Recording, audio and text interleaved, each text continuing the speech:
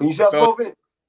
In association at IQ Boxing and Safer Training Solutions, it's your boy Nando. I'm here with Jermaine, and we have two special guests in the studio. It's bantamweight, super bantamweight boxer Ramez Mahmood and his coach Mikey. How's it going, guys? Yeah, we're good. How are you? Not bad, not bad. Very well, very well. How's training and self-isolation going? Yeah, it's been all right. We're in quarantine now in our hotel. We can't leave the hotel. We're just stuck in here, really. Most of the training is done, so we're just counting down to fight night. So, do you guys have it timed between the other boxers and that, or are you the only fighter in that particular hotel? No, we're all here. We're all there. We've bumped into everybody. We've been allowed 45 minutes in the gym, so I think they try to separate and work it out so no one bumps into each other. But it's a bit, yeah, we've definitely bumped into everyone already. Everyone's on the same floor, so yeah. How's that feeling to be in self-isolation before a fight? Because there must be some different atmosphere and different conditions, obviously, to a normal fight from before. How do you keep your mindset strong, not being able to leave the hotel? My mindset is always quite strong anyway, so I'm just embracing it. It's something completely different. There's worse things I could be doing on fight week than staying in a nice hotel, getting my food paid for me and stuff like that. So I'm enjoying it, to be fair. That's good. That's good. So, Ramez, it's crazy. Less than a year ago, we were there, the 9th of September 2018. We were there and we saw you win the vacant Southern Area Featherweight title.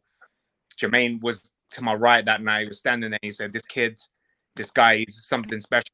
And then fast forward to March 14th, just before lockdown, you got another win under your belt against Brett Fidoe on points. How did you ever think that 4 months later you're going to be on the Joyce undercard live on BT Sport and fighting for the vacant super bantamweight Southern Area title? How surreal was that? Yeah, I never thought that opportunity would come, and I didn't think it would come so quickly because I thought with my record I would have been avoided. So fair play to Chris Bourke for taking that on. I think with the lockdown it helps a little bit because there's been more pressure to make 50-50 fights and they need a fight that is sellable. So they got me on board for that, and this is the fight of the card by far. So yeah, I'm buzzing with it. We can't wait. We're buzzing for this fight on Saturday. Mikey, I wasn't there that night on the 14th of March. Jermaine was there. He interviewed you guys, and your words were, "We need a TV fight now to prove everyone wrong." And here we are. How did you get to this stage? How did you make it happen? Well, you know what? Obviously, the saying goes, you create your own luck. You know what I mean? There's definitely been a bit of luck. Obviously, with the COVID thing, as bad as it is, obviously, it's bad what's going on. A lot of good has come from it. And one of the good things has been opportunity for boxers like Ramez and even Chris Bourke. You know what I mean? Fair play to him for taking the fight. And, yeah, but that being said, you create your own luck. We've obviously done it the hard way. We've done it with no backing, with no you know what I mean, without the platform, without the major sponsors and all that, and we've kept on and we showed the dedication. So I think that's what's got us to where we are today. How you doing, guys? Yeah, how you doing, Jermaine? You all right? Yeah, very well, man. So I was there that night. Obviously, you won on points that night. How important do you think, how big advantage do you think it is that you boxed before lockdown and he boxed like a month before that? Do you think you have a little advantage if there is potential ring rust over Chris? I don't know about the ring rust, to be fair. I'm preparing for the best version of Chris Bourke. If there's ring rust, then I'll take advantage of that on the night. But I'm not preparing for a rusty Chris Bourke. I'm prepared for a top of the range Chris Bourke. Okay. Another question I wanted to ask you is obviously he's had 7 fights, 7 wins, 5 by the way of knockout. Obviously, people maybe dub this the puncher versus the boxer. How do you see this fight going? Can you see it going the distance, or do you see it going away it being a knockout? Do you see yourself stopping him? I think I'm capable of it. I mean, people look into my record, and it is very deceptive. So if they want to believe that I can't punch, let them believe it. I do believe I have the power to stop him, but I'm not going out looking for it at the same time. Whichever way the win comes, that's how I want it to be fair. Ramez, Jermaine touched on something. He said it's the puncher versus the boxer.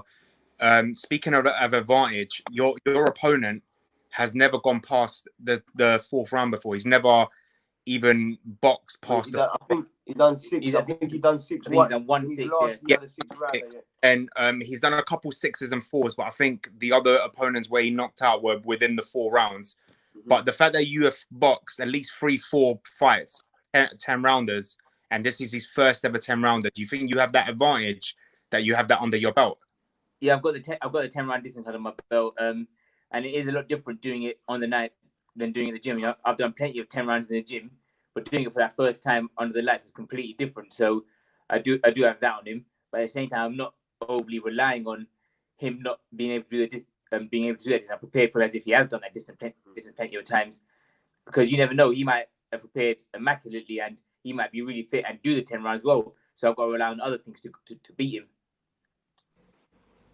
Do you prepare yourself differently for opponents like him that's a southpaw and you're an orthodox fighter, or can you adapt to that? Obviously, there'll be things in training that are that we adapt, like the technical side of it. The fitness stuff and all that doesn't really change so much. But obviously, the technical stuff, the drills and sparring will change, but there's not any major differences. Coach, you're obviously used to that amazing crowd at York Hall and other venues. This is going to be different, where it's going to be no crowd. We actually got to be able to hear you as well on TV. I don't know if that's going to be a good thing or not, man. No swearing. It'll be interesting, but with no crowd being there, sometimes people can play with the atmosphere of the crowd, and it can help certain athletes. Do you train differently for a fight like this that there's going to be no crowd, or do you just take it as any other fight? And I think that depends on the fighter. And personally, I think Ramez is the sort of fighter, you lot know Ramez, and if you know Ramez well enough, you know the guy's switched on. He don't get phased. He's not the sort of person that lives up or plays up for the crowd. Certain fighters need the crowd, and it's not a bad thing. There's nothing wrong with it, because at the end of the day, this is the first ever time that the fighters have been put in a situation with not having the crowd there. But for the fighters that obviously used to selling big tickets and rely on the atmosphere, then they're probably going to struggle, yeah. But the likes of Ramez Mahmood, and obviously certain guys, the other guys, Ryan Walker, Jordan Dujon, these guys that we got in our camp, them man are serious. The crowd is irrelevant. We're there for the job, you know what I mean? And we're there to get the job done. Whether they're cheering us or not. We look forward to hearing you, Mike, on Saturday. I'm going to record it. I'll have it on record. I'm going to try and tone it down. I've got no excuse not to listen to him now. Ramez, the question I want to ask you, obviously, Chris Bourke is signed to Frank Warren, so he's more likely to be on TV quite a few times. How big opportunity is this being on BT Sport for you in terms of get your name out there, potentially fighting future British champions and English champions? How big a platform is this for you? Yeah, massive platform, because I know if I go out and win this fight, then them TV platforms that he has are then mine. And I want them TV fights. I want them British title fights and Commonwealth title fights and them bigger title fights. I know a win here will get me right in that position. So, yeah, it's everything. It was potentially life-changing for me. Mm-hmm. Mikey, a lot of people in the past have criticised Frank Warren in the past. I'm a big fan of Frank Warren, regardless of what others may criticise, because they look at Eddie Hearn and Matchroom and look at Guy and all that jazz. But for me, Frank Warren gives anyone a chance. And to have a Southern Area title fight on TV, do you think other promoters should look at that and think, I need to give other boxers and these type of titles, even English titles, opportunities on TV? 100%. This is what we were speaking about last time, and the fact that there's a lot of fighters that get discouraged early because of they might not be ticket sellers, they might not be a fan's favorite, they might not have the amateur pedigree, so they might not be thrust into that limelight. But they might be serious potential boxers. They could have serious potential and seriously have a chance of going all the way.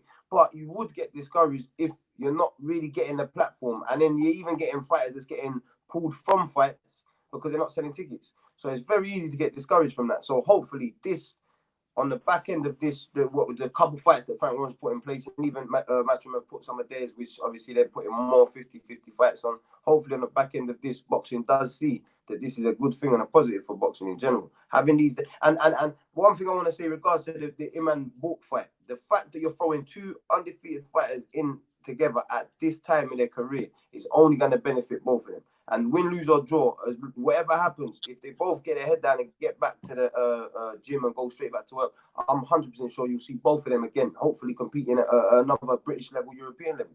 Because we're lost against another undefeated fighter who's potentially going to go somewhere and go far in the game is worth more than 10 wins against journeyman. Do you know what I mean? In terms of experience. So hopefully it's a massive thing. Hopefully boxing benefits from it. Obviously we plan to benefit from it.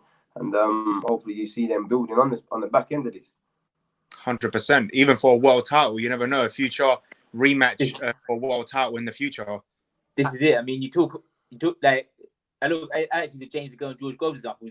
They fought for the British title. British and Commonwealth, wasn't it? Yeah, that was it. Yeah, and then both went on to win world titles. So one of them lost. Doesn't really matter. He come back and won a world title.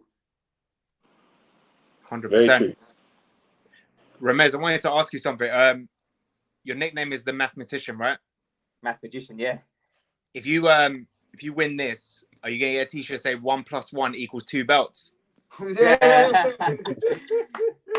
Hey, dude, that's it. I'm gonna take both of them both of us to school. Whichever child gets the detention, they're shining my belts in detention. Speaking of both belts, are you going to vacate the other belt? Or have you vacated it already? Yeah, that belt's been let go of now for this opportunity. So any of the featherweights can fight for that belt. Good luck to them. And yeah, I'll win this one. The thing is, we took the featherweight. That was a Southern Area. Ramez has always been a super bantam. We took the feather because that was the opportunity, the featherweight belt, because that was the opportunity that come our way. We're in a position where we can't be fussy. We ain't got the people we ain't got the backing them big high-end promoters that are going to get us the fights that benefit us or that we want. We got to take what we can. And I think that's credit to the camp, credit to Ramez himself. He took that, you know what I mean, beat Jack Budge, which is a very solid fighter, took the title, knew we were going to vacate that, come back down to our natural way. And actually, we had something in the pipeline which should have been for an English title before all the COVID stuff hit, which at the time felt like obviously a bit of a step back, felt like it was a bit of we got the short straw, but it's worked out in our favour. So going back to what we first said about creating your own luck, you know what I mean? He put himself out there, put ourselves in a position to do so, to be where we are now. So Southern Area is still a good title, man, and winning this opens the door. English, British, Commonwealth, European, it could open a lot of doors. And you remember the last person to hold this belt, Super Bantam, Southern Area belt? Who was that? Mr. Ryan Walker. Yeah. This is staying in the camp, you know what I'm saying? We're keeping the blocks in the camp. We're running through the Southern Area. And then we're doing it step by step. But that's how boxing should be. Too many people are eager to jump. And with boxing, I think nowadays, all these colourful belts that people are getting, but they're not actually proving themselves. Like I said about these two fighters, whatever happens after this fight, they've come through a hard test that some of these fighters with maybe WBC internationals and all these belts haven't even been in yet. You know, so it's a good time. It's good times. Speaking of Ryan Walker, is he staying at super bantamweight? He's actually, we wanted to bring him back down to bantamweight because again, same situation. He took the opportunity that was there, that was handed to him. We wanted to bring him to bantamweight, and he managed to talk himself into a good fight with Lee McGregor, which is the British and Commonwealth champion at bantamweight. But because he's had some time off and he wants to come back, he don't necessarily want to make the title weight limit, and he don't want to put the titles on the line. Listen, we know what the boxing business is like, but we've been offered the fight at Super Bantam with no titles on the line for Ryan to box Lee McGregor.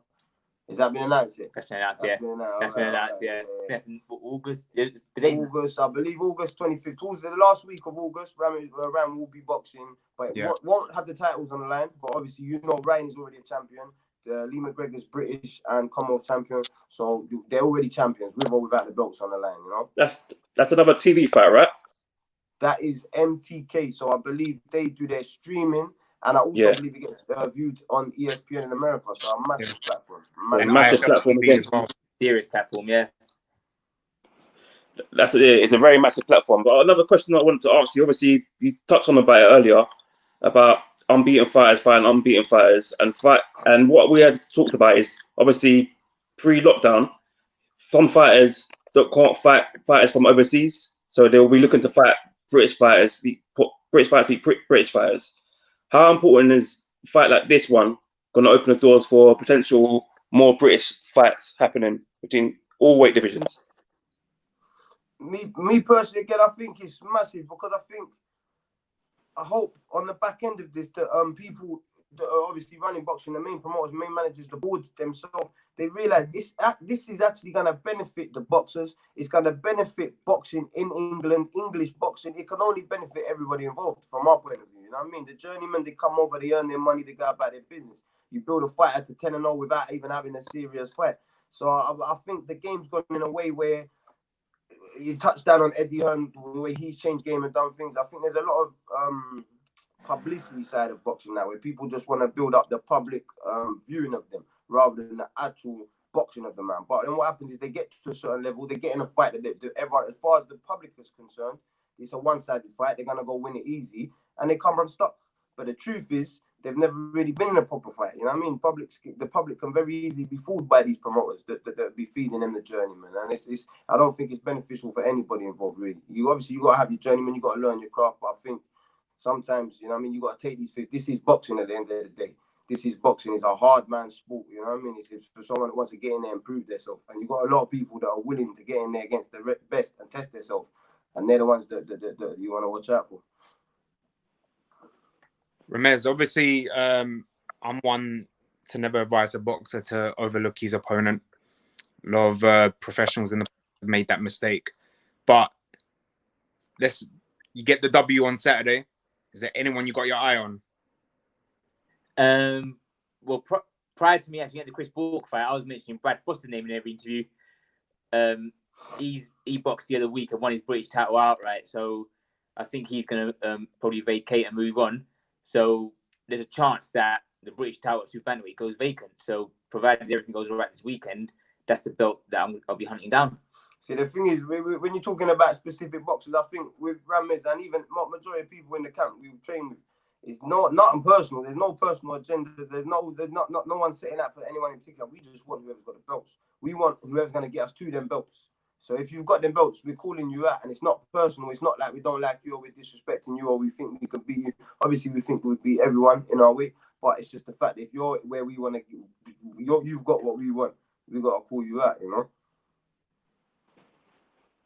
Speaking of calling people out, obviously, I'm going to get an interview with you and Ryan Walker.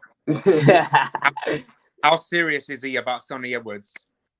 Listen, when he started, yeah, there was a little bit of needle, it was a little bit of, they had their little thing going on, but they've been pushing each other's buttons. You know what I mean? There's a lot of stuff that's getting said. And obviously, I'm with Ryan, I'm Coach Ryan, I'm Ryan's coach regardless, but the way Ryan's composed himself and handled himself with the whole situation, for me, I love it. You know what I mean? I see Sonny getting wound up. Sonny looks like he's biting at everything Ryan says. And so if he's taking shit personal, because he's been sending personal insults back, I think Ryan was just basically saying, you call yourself a champ, fight. Let's go, let's fight. You know what I mean? And it seemed like Sonny got a bit personal, started sending personal digs. So it sounds like between them two, yeah, I think there's definitely it's a bit heated going on at the moment. So we see how that one unfolds. But I like that. I think these days, this day in boxing, I think that's the way. If you want shit done, it's social media. Call your opponent out on social media. You know, you could easily do the Shannon Briggs way and turn up at the press conference, but the best way is through social media. And the fact that, you know, it started off as, I thought, okay, he's calling out Sonny Edwards, he's going to ignore Ryan, whatever. But then I saw that Sonny was biting back. And then Jermaine, you remember, we interviewed Spencer Fearon, and he said, yeah, I heard about this, so I want to see this fight. The fact that Master Knowledge himself said, I want to see this fight, shows that a lot of people are taking interest in this Twitter war, and then hopefully it can happen. Public interest, so it obviously showed it was worthwhile. And even though whether it was personal or not, it's the business we're in at the end of the day, and we want to see these fights. I think they're 2 weights apart at the moment, but they're both talking. Obviously, Ryan is naturally a bantamweight that people don't realize, which is only 1 weight above Sonny, and Sonny's talking about. He's giving it the bigger, he's puffing out his chest. So, you know what I mean? We're making noise to try and make that one happen, or make something else happen around that to get towards that. So, Ramez, if you ever want to call anyone out, call me. I can do your Twitter for you. Trust me, I'm good at that. Yeah, I'll take you up on that. But I think Ryan's doing a good job of it, so I might just go straight to Ryan as well. That's it. Yeah, I think it's off the back of that he got the Lee McGregor fight, so it's working for him. No, we're proud of you. We're proud of all of you because the fact that you guys got this TV deal, like these TV fights already.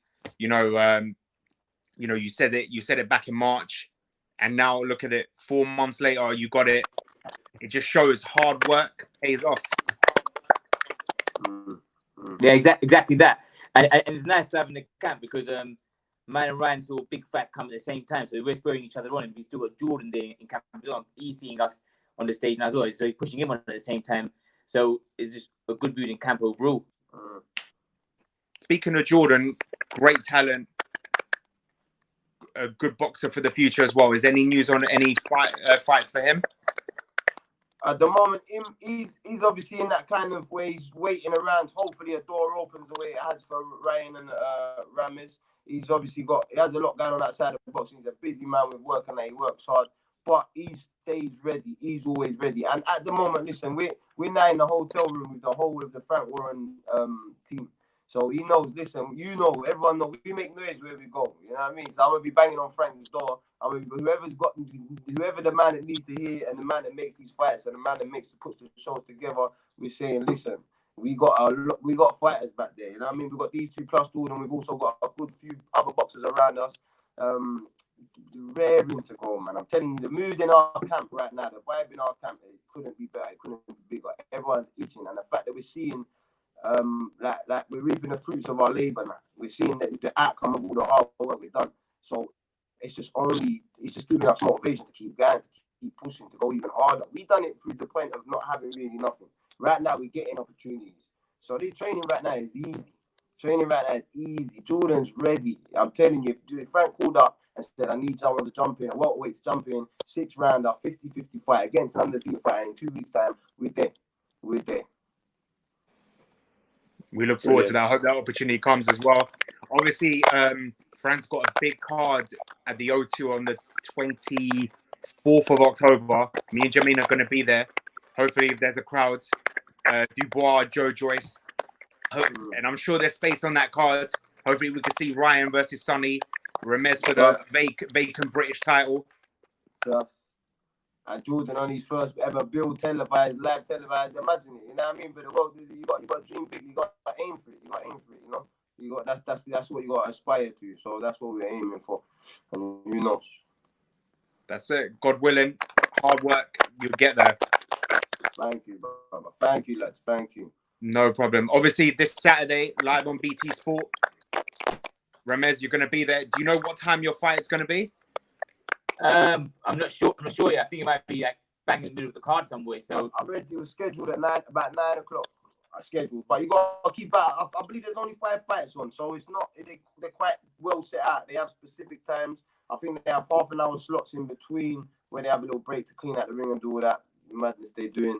But it will be. If you tune in at any point from time the boxing show starts, I'm pretty sure it will fill you in and keep you updated on when you expect us to see us at. Well, me and Jermaine always tune in from the beginning of the show, man. We love those, from the first fight to the end. So, you know, from the future prospects to already to the world stage fighters. So we look forward to it. Guys, and one more thing before you go. Yep. I mean, go on. What would you say to the boxing fans tuning in to look forward to on Saturday? Just look forward to watching me win. I think it's going to be a fun fight. I think it's going to be an entertaining fight, to be fair. And I hope they enjoy it. Action. They're going to see action, you know. Like we're saying, 50-50 fights. There's not a lot. We don't really see much on TV. Hopefully, Bourke brings his A game, and hopefully they are as good as they say he is. Because this man here, he's ready, mate. We're prepared well. We're prepared more hungry than ever. You know what I mean? We're ready. Brilliant. We look forward to it. Guys, we wish you the best of luck on Saturday. Thank you very Can't wait much. for you to bring that belt home. And we'll get you for another interview as well with that belt around your waist. Yeah, second one. Yeah, lovely. And Mike, can't wait to hear you on Saturday on TV, bro. Loud and proud. You know me. Guys, the best of luck, man. Take care, champ. Thank you very much. Thank you. All the best.